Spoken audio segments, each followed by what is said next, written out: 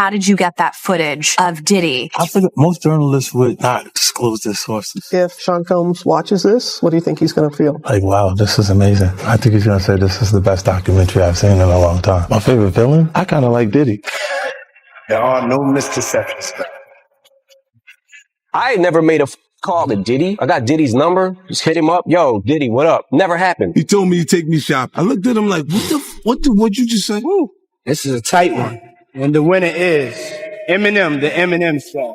Wait, he didn't just spell the word rapper and leave out a P, did he? Yep. You guys don't need to worry about me getting revenge from Diddy. I've got 3 moves that make sure he'll never be able to come after me or my family. First, I personally reached out to the victims' legal teams. The real reason he's not getting out is those buried cases behind the scenes. I provided legal funding for 7 victims who had been silent for years and brought in the top criminal attorneys in the country. Second, I bought up every potential post-release business deal he had lined up. I planned this 2 years in advance, so by the time he got sentenced and still had hope of getting out, every partner had already cut ties with him. Third, I don't just have evidence, I've got backups. This is an entire minefield that's been buried for 20 years. I uncovered every secret from the last 30 years. With testimonies from the victims, we interviewed over a dozen people he tricked, threatened, or violated. You think that's harsh? No, he destroyed other people's lives for decades. I'm just making sure he spends a few extra years in prison for it. I'm not afraid of his people, not afraid of his threats. I know he's still in there fantasizing about a comeback, but the truth is, he's never coming back. We ain't baby all close. Nah, you stupid. But yo, look, Puff is Nah. You working with Pac? Puff for 30 years. You saw Big before he passed? Yeah. Bro, so you're close. And Jack, what were you saying? In the documentary, there was insinuations of, that Diddy possibly had something to do with both Tupac and Biggie. And, who's telling the story, right? You can skew people very close to the situation. But you can create any narrative. Woke up, I looked at the computer said, Floyd said, T.I. Nelly fucked 50. I'm like, what did he say 50 for? Nelly, your first baby mama, Melissa, then took your fiance. Say fuck that. People would think it would be unethical, especially if you've been accused of such things, to be the person blowing the whistle on other people being accused of such things. 50 don't give up. Okay? He don't give up.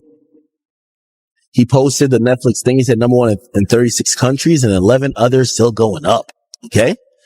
Now, here it is. 50 is now posted a picture, an edited picture of that. A picture that someone drew of Jay-Z. 50 Cent's documentary about Diddy didn't just drop quietly.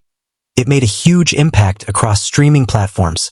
Within days, it shot up the charts and even caught top industry figures off guard. At first, many people watched out of curiosity or because of the controversy around it. But what they found was something much more serious. The storytelling was sharp and carefully planned, feeling more like uncovering truth than simple entertainment. Just when the excitement started to settle, new rumors began to spread. Talks about a second season are picking up fast, and this time, it's expected to be darker, stronger, and more intense. There are also quiet hints online that the story could grow much bigger, possibly linking to Jay-Z. If that turns out to be true, the next part won't just continue the story. It could bring back events many thought were long forgotten. And Jay-Z may not be the only one involved. Some believe other powerful figures could also come into focus, tied together by influence, past conflicts, and unfinished business. The silence around all of this doesn't feel random. It feels planned. And just to kind of like roll off of what 50 was saying, I did not believe that I did not believe that it was going to be this crazy, but he's been the biggest champion of it. And so I think the goal was, the original conversation that 50 and I had in sitting down and talking about it, in the wake of Cassie filing her lawsuit, which is when we kind of had our first conversation, right then, was,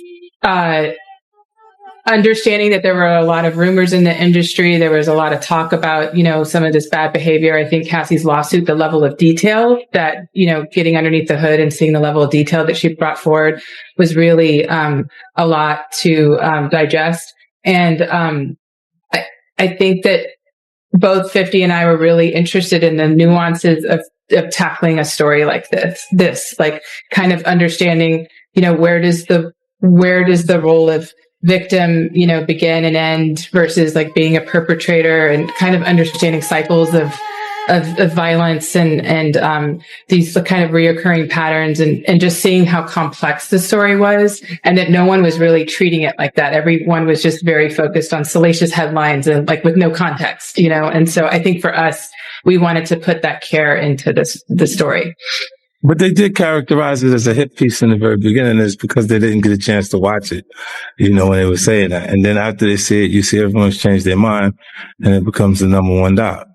But also, someone calling it a hit piece was a statement from Diddy's team. So, I mean, what's your response to Diddy's team? Of course, they're going to probably have an opinion. And then what's your opinion on people that just say that you're petty? Are you petty? I accept that. I'll take that. I'll wear that. I'm fine.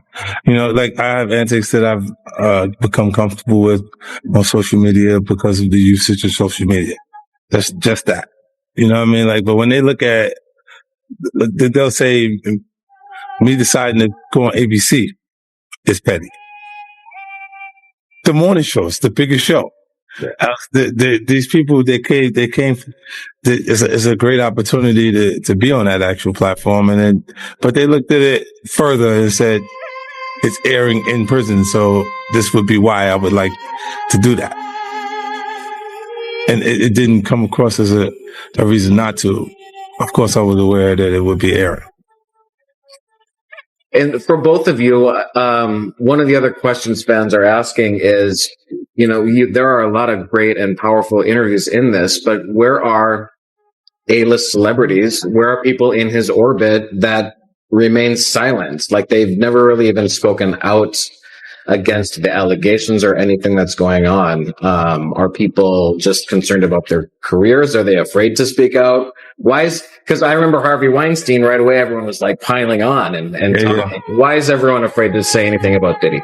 It's a part of the hip hop culture. Like they think that they are telling something or just mind your business type of thing. Like, so if there's no, other than that, you would look, if I wasn't saying the things that you heard me say, there would be nothing being said at all. So it'd just be, you would assume that the culture is for those behaviors. As talk about season 2 kept growing, Marlon Wayans unexpectedly joined the discussion. In a recent interview, he warned people to be careful when looking at 50 Cent's documentary. He pointed out the long and very personal conflict between 50 Cent and Diddy and questioned how documentaries can shape what people believe.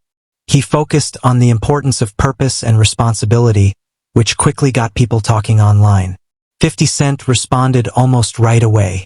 He used memes and sharp comments on social media to push back.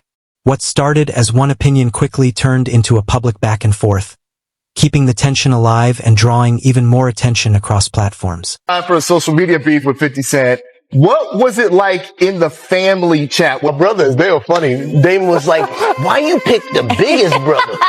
He's on gamma rays. Stick to beefing with Soulja Boy, Kevin Hart, people that we can beat. You fight him. Leave guys that got shot 9 times alone. He survived 9. And so I backed out.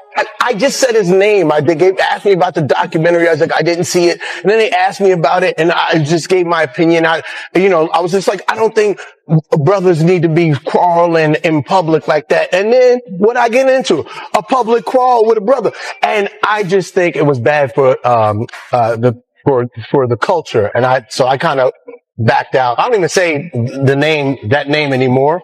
If you ask me, hey, you got change of $1? I need a half $1. So you need a half $1. All right. So I'm going to make it abundantly clear. I'm not here defending Diddy.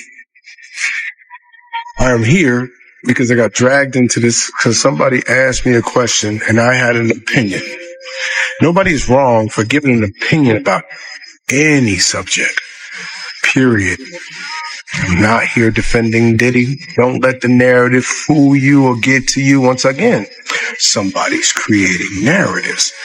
This is my point. So please look at the whole clip that I did and then look what happens with the narrative. And that's what I'm telling you. Y'all people don't be sheep. Use your brain, use your freedom of thought, freedom of speech, and don't ever let nobody bully you. Never. Don't let nobody bully you. You got me? Love. Now back to trolling this. What makes this situation so interesting isn't just the big names involved. It's the timing. The tension exploded right when the documentary was getting the most attention, turning one comment into days of viral content, jokes, and online exchanges. Marlon Wayans has made it clear more than once that he wasn't trying to defend Diddy or pick sides. He says his focus was on fairness, intention, and how stories are presented. But for 50 Cent and many people watching, it didn't come across that way. It felt personal. 50 Cent's reaction showed one clear thing. Marlon Wayans is no longer just sharing an opinion. Whether he meant to or not, he has now become part of the story. Think about the back and forth between 50 and Marlon Wayans. With him and Marlon Wayans, I don't understand, Marlon got his own opinion, just like everybody got an asshole. He got his own opinion too. You know what I'm saying? And he's going to say whatever he wants to say. But, when you know somebody is going to war or don't like somebody or somebody got a beef with somebody, unless you want to be a part of that beef or take a part of that, why you going to get involved in it? You understand? Keep your opinion to yourself. If you know those two people got a beef and you got a voice out here. Marlon got a voice because he comes from that family that has done a crazy, comedy shows and things for our community as far as being the elites of the comedy world and then of the movie world. And he comes from that family, bro.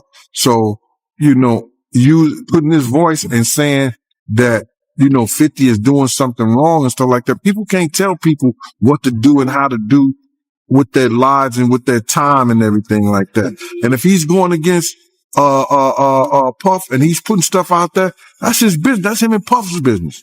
You understand? Like people try to say I'm doing something wrong. That's me and Puff's business. You understand? No, but it's all right for him to send dudes to try to do something to me. It's all right for him to, send people, or get them information so I can lose my job. It's all right for them to do what they do. You understand? But when they see somebody like me or doing it back or saying something, I gotta be some broke this, I gotta be some jealous this, I gotta be some hating ass and stuff like that. No, this is war. You understand? I might not have the ammunition he have. I might not have the people that he have. So for Marlon Wayans to go at 50 like that, both of them got money. You know what I'm saying? Both of them got, their own peace of mind. You know what I'm saying? But for Marlon to put out a clip that is an AI generated clip against 50, that's something whole different, bro.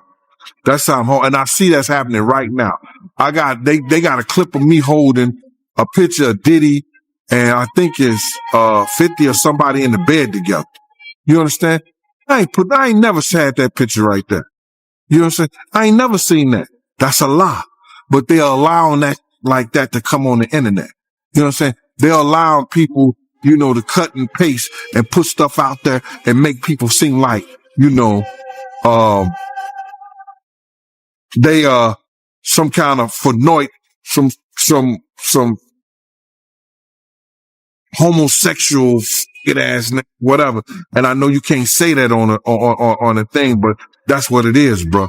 And I just hate that they are allowed and they can't be sued for doing stuff like that, man.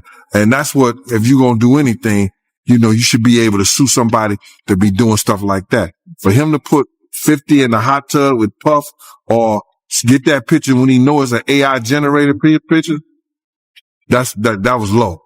That was real low. But he said, so since 50 trolling, I'm a troll. So have that same energy when you see that man. Keep trolling when you see that man. And that's what I got to say about that one. My whole thing about it is, bro, people going around saying, but Diddy's in jail. And him being in jail don't bring back none of the people that died, not only on his watch, on his making. It don't bring back Big. You know what I'm saying? I heard one journalist talk about, Suge Knight is the one who, big and set big up and everything like that. So let me ask you something. Suge Knight was working in accordance with Puff to get big out of California. He was working with Puff to keep big from going to London. Suge Knight was working with Puff to do that? I don't think so. I heard Puff tell Kirk Burroughs on that Thursday, yo, Big ain't going nowhere. You could go by yourself, but Big ain't going nowhere. You know what? When you look at things and you see things, you know that facts will change your feelings.